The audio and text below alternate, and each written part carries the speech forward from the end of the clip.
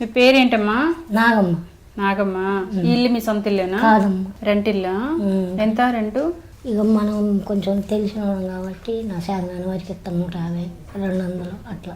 మీ ఆయన ఏరి చనిపోయారా? పిల్లలు ఎవరైనా ఉన్నారా? పుట్టలేదా? పుట్టలేదు.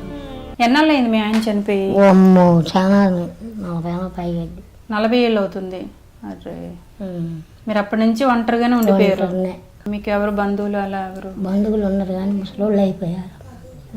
ఉన్నదిలే కానీ 2 అన్నయ్యలు చచ్చిపోయారు. వాళ్ళే ఏం మనం పట్టించుకునే అవకాశం లేదు. ఓకే, అంటే అన్న పిల్లలు వాళ్ళు? అన్న పిల్లలు వాళ్ళు చూడరు.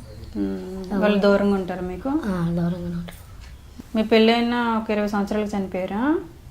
15 సంవత్సరాలు. 15 సంవత్సరాల నుండి తర్వాత చనిపోయారా? మామూలుగా చనిపోయారా? ఏమైనా ప్రాబ్లం? ప్రాబ్లం ఉంది, గొడవలు వచ్చి అట్లా విషం పుచ్చుకుంటా. సరే, నేను బియ్యం అవి ఇస్తే వంట చేసుకుంటావా? చేసుకుంటా, కొనుక్కలు ఆడుకుంటా.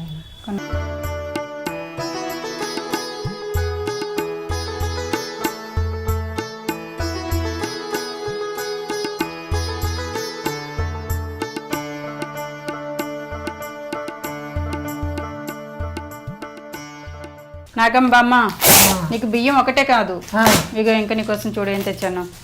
ఇక చూసుకో, ఇవన్నీ నీకే.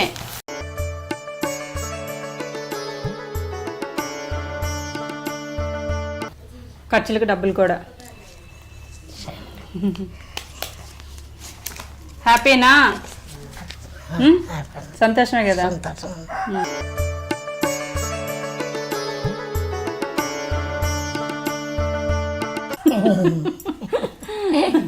ఓకే బామ్మ, మరి బాయ్నా? బాయ్. బాయ్.